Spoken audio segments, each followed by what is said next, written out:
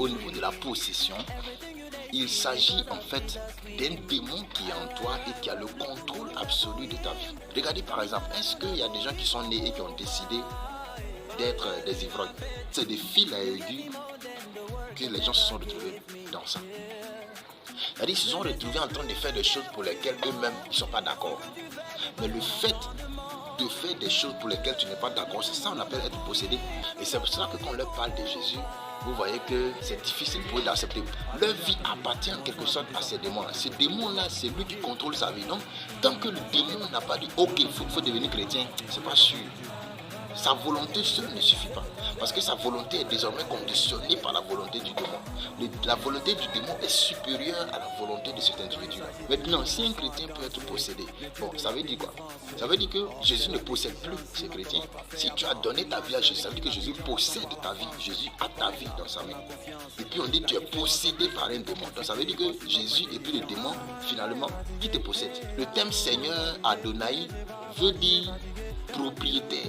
Et quand on dit j'accepte Jésus comme mon sauveur, mon Seigneur, sauveur parce qu'il me sauve, mais Seigneur parce que désormais je prends ma vie, je mets dans sa main, il est mon propriétaire. Et le terme serviteur veut dire esclave. Donc Jésus est notre propriétaire, nous sommes son esclave. Donc si Jésus est ton propriétaire, c'est-à-dire Jésus possède ta vie dans sa main. À quel moment est-ce que le démon peut venir posséder ta vie encore? Bon, toi tu as combien de vies?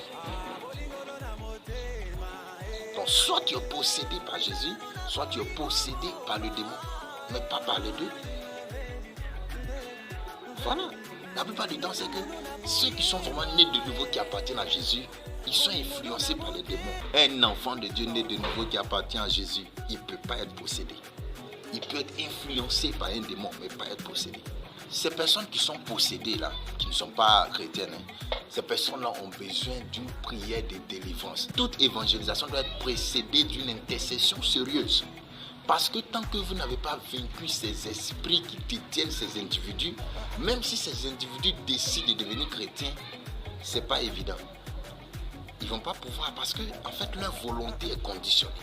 Donc il faut rentrer dans le secret, combattre ces esprits malins, combattre ces démons, lier, les chasser, les neutraliser et maintenant inviter l'individu maintenant. Parce que sinon, il va faire quelques mois à l'église, mais ces démons-là vont le tirer encore dehors.